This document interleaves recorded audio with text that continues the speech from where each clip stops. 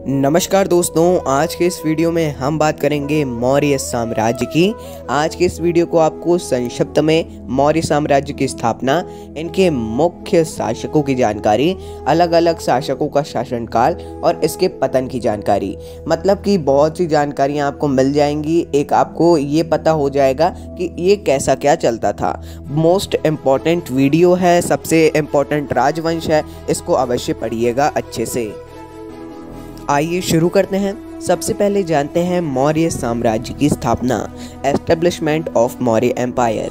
चंद्रगुप्त मौर्य ने नंद वंश के शासक घनानंद को युद्ध भूमि में पराजित करके मगध में मौर्य साम्राज्य की स्थापना की थी और मौर्य वंश की नींव डाली थी।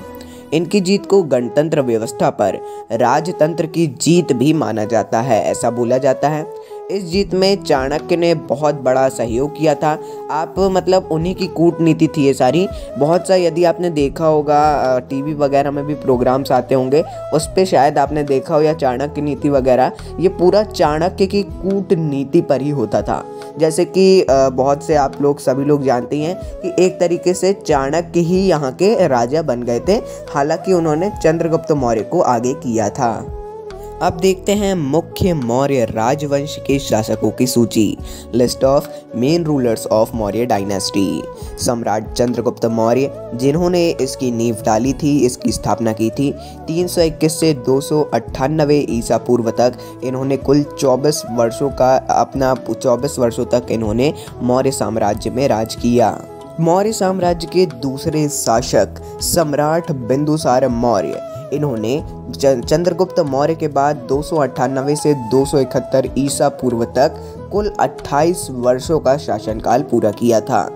अगले नंबर पे आप सभी लोग इनको जानते हैं, इनके नाम के आगे बड़े बड़े लोग भी महान लगाते हैं। सम्राट अशोक महान, इन्होंने 269 से 232 ईसा पूर्व तक कुल 37 वर्ष तक अपना शासनकाल पूरा किया था। सबसे ज़्यादा वर्षों तक यदि किसी ने किया था तो इन्हीं ने किया था, और इनको सबसे ज़्यादा मेन भी माना जाता है।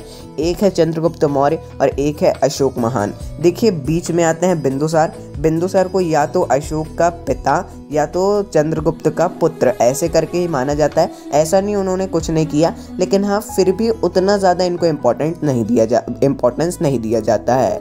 और अंतिम जो इनके 3 मेन हो गए, और जो अंतिम यानी कि 10वें इनके शासक थे बृहद्रथ, इन्होंने भी शासन किया है, और आगे जब पतन आएगा तब आपको इनके बारे में और ज़्यादा पता चलेगा। इन्होंने 187 से 185 ईसा पूर्व तक केवल 2 वर्षों का ही शासन किया था। अब अपन जैसे कि चंद्रगुप्त मौर्य हो गए, बिंदुसार हो गए, अशोक महान, इन सभी के बारे में थोड़ा थोड़ा जान लेते हैं। इनके शासनकाल में क्या मुख्य हुआ था। जिस समय चंद्रगुप्त राजा बना था, भारत की राजनीतिक व्यवस्था बहुत खराब थी। उसने सबसे पहले एक सेना तैयार की और सिकंदर के विरुद्ध युद्ध को प्रारंभ किया। 317 ईसा पूर्व में उन्होंने संपूर्ण सिंध और पंजाब के प्रदेशों में अपना अधिकार जमा लिया और एक शस्त्र शासक हो गया। पूरा सिंध और पंजाब का जो एरिया था वहाँ मौर्य साम्राज्य का ही शासन हो गया। ये सब किसने किया था? चंद्रगुप्त मौर्य ने। 317 ईसा पूर्व तक उसने संपूर्ण सिंध और पंजाब के प्रदेशों पर अधिकार किया था।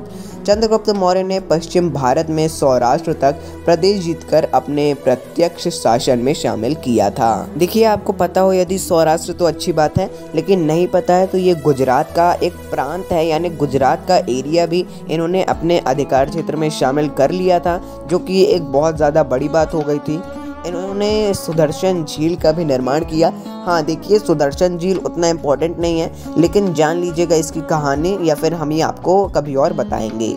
तो दक्षिण में चंद्रगुप्त मौर्य ने उत्तरी कर्नाटक तक विजय प्राप्त किया था। देखिए विजय प्राप्त किया था सबसे पहले सिंध और पंजाब प्रदेश, उसके बाद गुजरात का सौराष्ट्र प्रांत पूरा सब प्रदेश, और उसके बाद दक्षिण में यानी कि साउथ में कर्नाटक तक विजय प्राप्त की थी। मतलब आप समझिए, यदि फोटो वगैरह हम दिखा पाएंगे आपको तो हम मैप में दिखाएंगे कि चंद्रगुप्त मौर्य के शासनकाल में कितना पूरा अखंड भारत कैसा वाकई में हुआ करता था।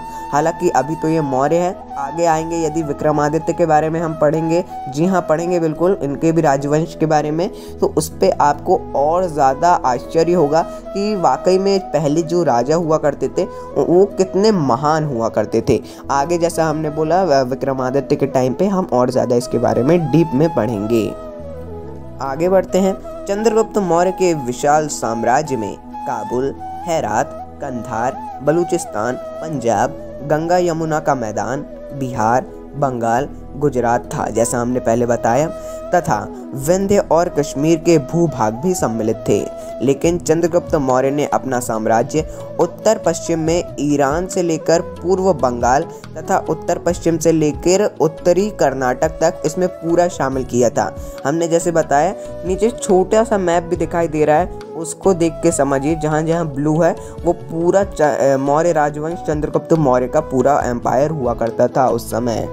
आगे बढ़ते हैं, बिंदुसार के शासनकाल के बारे में जानते हैं। बिंदुसार्स रूल। यह चंद्रगुप्त मौर्य का पुत्र वह उत्तराधिकारी था जिसे वायु पुराण में भद्रसार और जैन साहित्य में सिंहसेन के नाम से भी जाना जाता है, सिंहसेन के नाम से जाना जाता है। ये 298 ईसा पूर्व में मगध साम्राज्य के सिंहासन पर बैठे थे। बिंदुसार के समय में भारत का पश्चिम एशिया से व्यापारिक संबंध बहुत अच्छा हो गया था।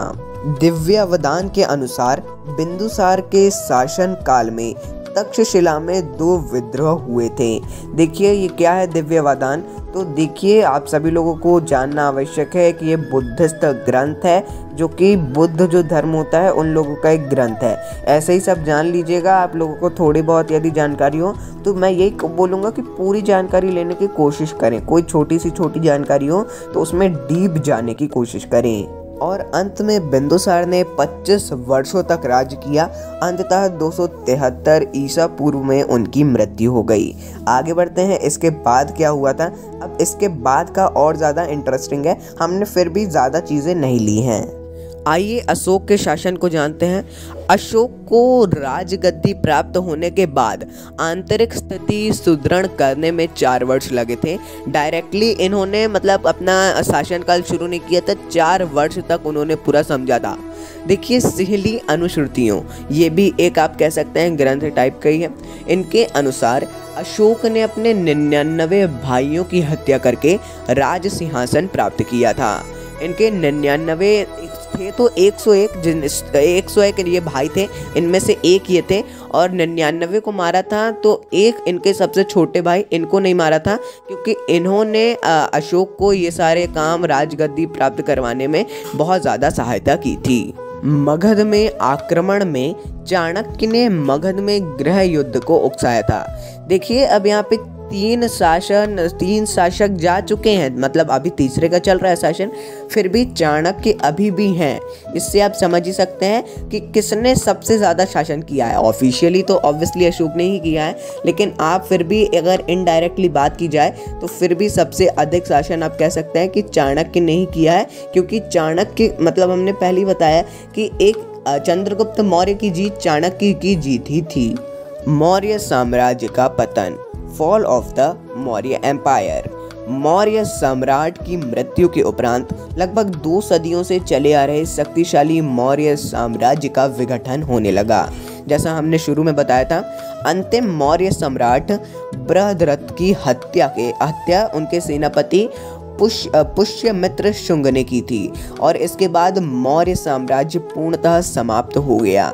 ये तो बात थी कि अशोक के बाद उतना ज़्यादा सही ढंग से नहीं चल रहा था, फिर भी जितना चल सका मतलब सभी ने अपनी अपनी कोशिशें की, लेकिन फिर अंत में बृहद्रथ की हत्या उनके सेनापति ने की और उसके बाद एक नए साम्राज्य की स्थापना उनके सेनापति ने की थी। अब उसके बारे में हम अभी नहीं बताएंगे, आगे बताएंगे। जैसा हमने बताया ये सीरीज़ तो अब चलती ही रहेगी अलग अलग साम्राज्य की, और कोई कम साम्राज्य नहीं है, इसीलिए धीरे धीरे आएंगे, तो आपको ज़्यादा जल्दी नहीं करना है। तो दोस्तों मुझे ऐसा लगता है आपने मौर्य साम्राज्य के बारे में बहुत सी चीज़ें जान ली होंगी। ऑब्वियसली यदि आप किसी एग्ज़ाम की तैयारी कर रहे हैं तो ये सारी जानकारी आपको होना चाहिए। बाकी मिलते हैं अगले वीडियो में एक नई जानकारी के साथ। करंट अफेयर्स तो हमारे जारी रहेंगे ही, डेली करंट अफेयर्स हमारे आज भी चलते रहेंगे। तो मिलते हैं अगले वीडियो में। नमस्कार। Dynamic impulsion.